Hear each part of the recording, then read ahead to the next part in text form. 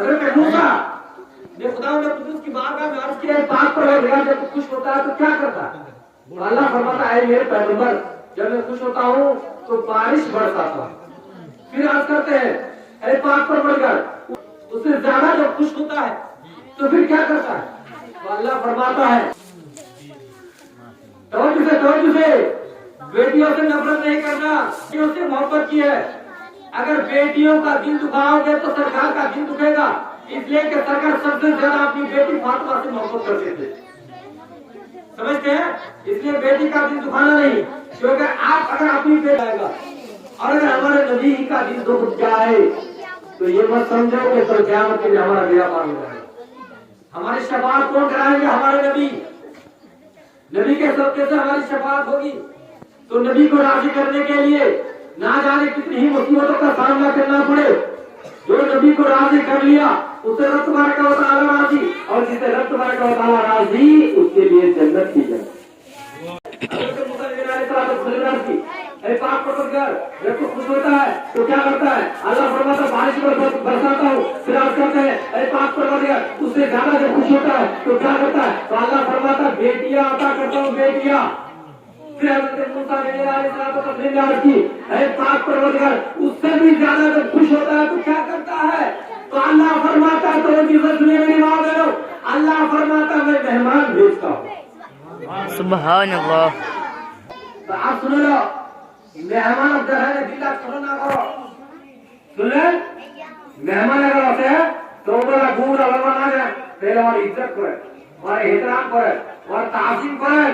بلکہ جس نے کسی مہمان کو پیٹ بھر کر اس کے مطابق یعنی وہ جو چاہتا ہے اس کے مطابق کھانا کھلا دیا تو 10 لاکھ اس کی گناہوں کو مٹا دیا جاتا ہے. 10 لاکھ اس کی نیکیاں اس کے نامۂ اعمال میں لکھ دی جاتی ہے, اور 10 لاکھ اس کے درجے کو بلند کر دیتا ہے, اور 3 جنت کے دروازے سے وہ کھانا کھلاتا. سبحان اللہ. 3 جنت کے دروازے سے وہ خود کھانا کھائے گا.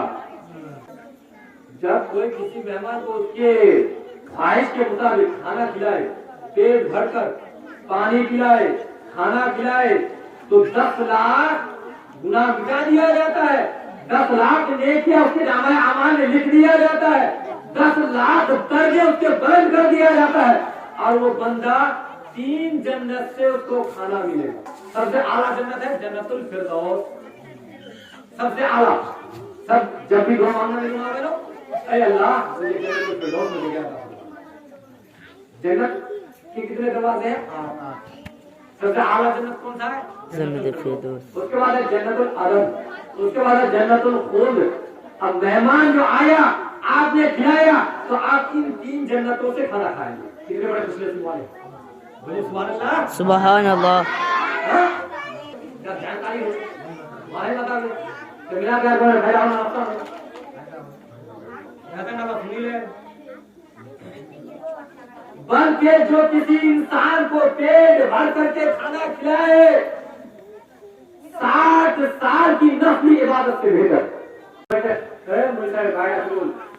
ارے امام بھی آپ کا مہمان, امام بھی آپ کا مہمان ہے. آپ کے رشتے دار مرنے کے بعد کوئی کسی کو نہیں پہچانے, لیکن آپ کا امام ضرور پہچانے. قیامت کے دن علماء بے لوگوں کی شفاعت کریں گے. علماء کی شفاعت سے لوگ بخشے جائیں گے. ان کی شاگرد اگر آسمان اور زمین کے برابر ہو تب بھی وہ شفاعت کریں گے. علماء پروردگار عالم کی بارگاہ میں عرض کریں گے پاک پروردگار سب جنت میں جا رہے ہیں ہم سے اٹھتے ہوئے, تو رب کا حکم ہوگا تم شفاعت کرو, تمہاری شفاعت سے بخشے جا رہے ہیں.